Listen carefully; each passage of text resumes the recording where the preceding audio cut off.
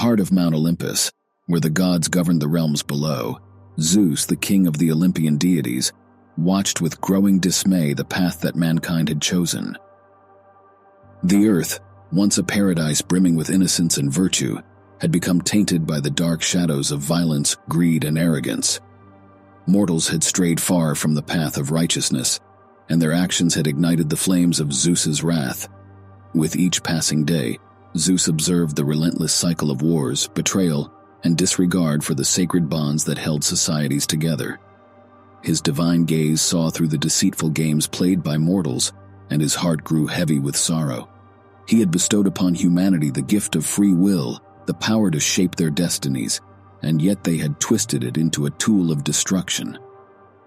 But it was not just the widespread chaos that had ignited the fires of Zeus's anger. There was one act that had pushed him to the brink of fury, an act that embodied the very essence of hubris and defilement. It was the despicable actions of Lycaon, a king known for his cruelty and arrogance, that had intensified Zeus's rage to an unimaginable degree. Lycaon, consumed by his own pride and audacity, had dared to commit heinous acts against the gods themselves. He had defiled their sacred spaces and cast aside the bonds of hospitality that had held the mortal and divine realms together. His heart, once human, had become a vessel for darkness and malevolence. And it was this darkness that had ignited a spark within Zeus, a spark that would soon unleash a torrent of cleansing waters upon the world. But the flood was not a decision made in haste. Zeus pondered the fate of mankind, weighing their virtues against their vices, their potential for redemption against their unrelenting transgressions. Similar to Pandora's box being a punishment to mankind for the actions of Prometheus, the flood was a punishment that affected the masses for the actions of a few. He grieved for the innocent souls who had been caught in the crossfire of human folly. Yet the time had come for action, for a reckoning that would serve as both a punishment and a chance for renewal. Zeus, with his thunderous voice that echoed through the heavens, declared his intentions to his fellow gods.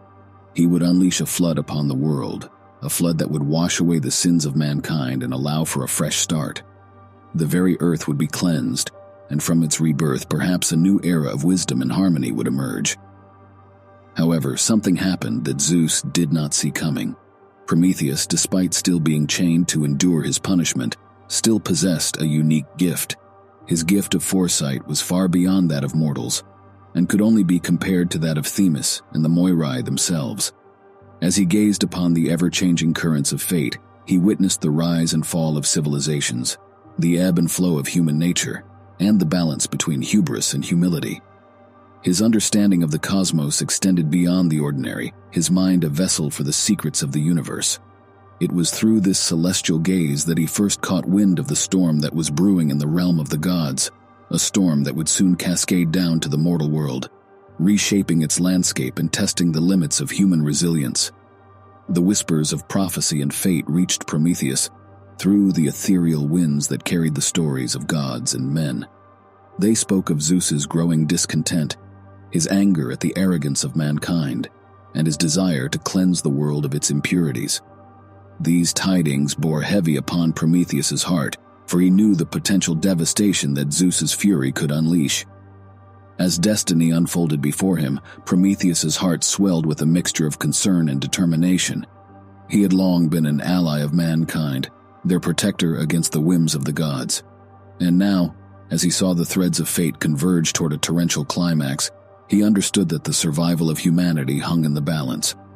And so, with a heavy heart burdened by the weight of impending doom, Prometheus forged a plan that involved the survival of a chosen pair who would bear the seeds of humanity's rebirth. Deucalion and Pyrrha, their names etched into the cosmic fabric, were destined to weather the storm and guide humanity through the trials that lay ahead. Deucalion was no ordinary mortal. He was the son of the Titan Prometheus and the oceanid nymph Clymene. Deucalion was not just a name, it was a testament to his lineage, a legacy that spoke of defiance, creation, and survival.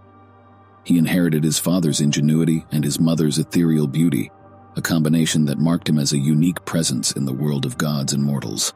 Physically, Deucalion stood tall and resolute, his form a reflection of both strength and grace. His eyes held the wisdom of ages, having witnessed the rise and fall of civilizations and the whims of the capricious gods. His hair, like threads of midnight, cascaded down his shoulders, a stark contrast to his skin, which seemed to hold the very essence of the earth itself. But Deucalion's true strength lay not just in his physical attributes, but in the depths of his character. He was a man of introspection, a thinker who pondered the mysteries of the cosmos and the ways of the divine. His father, Prometheus, had imparted to him the gift of knowledge and the art of survival, a legacy that Deucalion carried with both pride and responsibility. Pyrrha was a figure whose life was woven with courage, love, and the indomitable spirit that defied even the whims of the gods themselves. Pyrrha was more than just a name, it was a melody that resonated with strength and resilience. Born to the Titan Epimetheus and Pandora, the first woman, she inherited the legacy of their lineage, both the blessings and the burdens. Epimetheus, the brother of Prometheus, was known for his affinity with hindsight, a trait that could prove both a blessing and a curse. Pandora, on the other hand, was the woman whose curiosity led to the release of evils into the world, yet her spirit was not defined by her mistakes.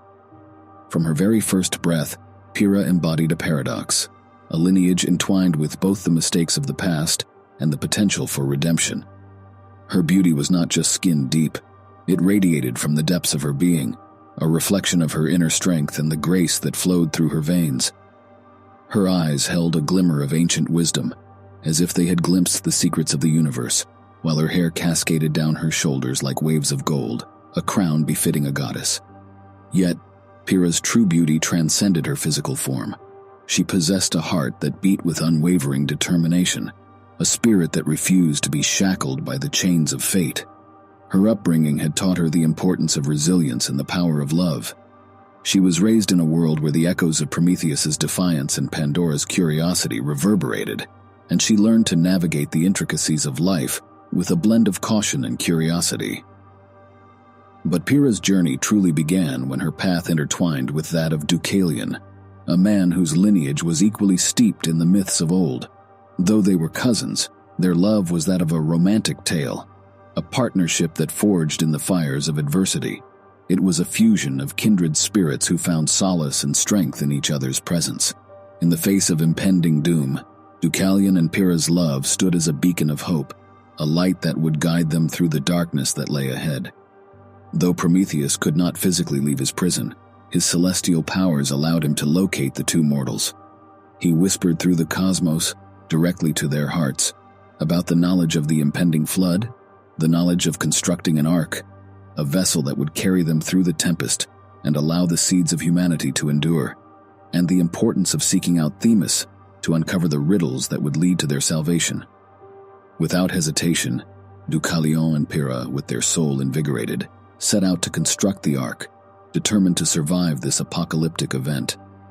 Their hands worked tirelessly, building a vessel that would become a symbol of hope in a world swallowed by despair.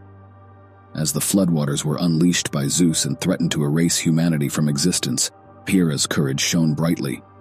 She stood by Deucalion's side, ready to live up to their divine destiny. The floodwaters surged forth, their powerful currents sweeping across the land. Mighty rivers overflowed their banks, and the seas rose with an unstoppable force. Mountains that once stood tall were swallowed by the deluge, and many cities that had once teemed with life now lay submerged beneath the waves. Amidst the chaos, as the world trembled, few souls managed to find refuge and even fewer managed to survive. Atop their ark, crafted with care and divine guidance, Deucalion, a noble and righteous man, and his wife Pyrrha, a woman of virtue, embraced one another as they rode the tumultuous waves. The waters were strong as they thrashed the ark in every direction. Together they weathered the storm, their fate tied to the survival of humanity. As the floodwaters receded and the land emerged anew, Deucalion's unwavering spirit continued to shine. He and Pyrrha stepped onto the barren soil, faced with the daunting task of rebuilding a shattered world. The once thriving cities were now reduced to ruins, the echoes of past lives silenced by the flood's embrace. With the knowledge bestowed upon them by Prometheus and being filled with a mix of sorrow and determination, the couple began their search for Themis. In their search for answers and direction, they turned to the wisdom of the divine. As they wandered the earth, They journeyed to the Oracle of Themis, a place where the boundary between the mortal and divine realms blurred. It was a sacred shrine where people sought guidance, wisdom, and prophecies from Themis, the titan of divine law. It was a beacon of hope in a world still reeling from the cataclysm.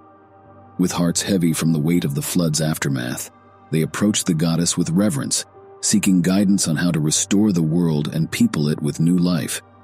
Themis, renowned for her ability to foresee the future and her role as a divine figure for justice and order, appeared before them.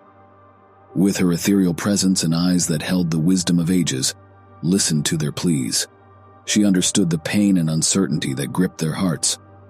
In response, she imparted to them a cryptic but profound instruction. She told the pair to cast the bones of their mother behind their shoulders. This enigmatic guidance held the key to the renewal of humanity and the rebirth of the world. Puzzled yet determined, Deucalion and Pyrrha contemplated the words of the oracle, and as they pondered the meaning behind Themis's directive, a realization dawned upon them. The bones of their mother symbolized the stones of the earth, the very foundation upon which the world was built, and by casting these stones behind their shoulders, they would honor the earth itself, invoking the natural forces that could bring forth new life. With a newfound sense of purpose and hope, Deucalion and Pyrrha embarked on a sacred mission. They gathered stones from the earth and, with deep reverence, cast them behind their shoulders as instructed. To their astonishment and wonder, with the earth's embrace, the stones they casted began to transform. The earth itself gave birth to a new generation, untainted by the sins of the past. From the stones casted by Deucalion, men emerged, and the stones casted by Pyrrha, women were born anew, symbolizing the world's enduring resilience. The miracle that unfolded before them marked the beginning of a fresh era. Deucalion and Pyrrha, through their faith and connection to the divine wisdom of Themis, had played a pivotal role in the restoration of humanity. The flood had served its purpose, cleansing the world of its corruption and offering a chance for redemption. The survivors, led by Deucalion and Pyrrha, embarked on a journey to rebuild their lives, guided by the lessons of the past and the hope for a brighter future. And as the sun's rays pierced through the clouds, casting a golden glow upon the rejuvenated earth, the world itself seemed to breathe a sigh of relief, as if embracing the dawn of a new era, a dawn that had emerged from the depths of a watery abyss. And so, the story of the flood caused by Zeus became a cautionary tale, a reminder of the consequences of arrogance and the boundless power of divine justice. It was a tale of destruction and renewal, of the delicate balance between humanity's potential for good and the darkness that lurked within. Through the flood, Zeus had delivered his message, leaving an indelible mark upon the fabric of existence, a mark that would be carried through the annals of time, a reminder that even the mightiest of mortals could not escape the gaze of the gods.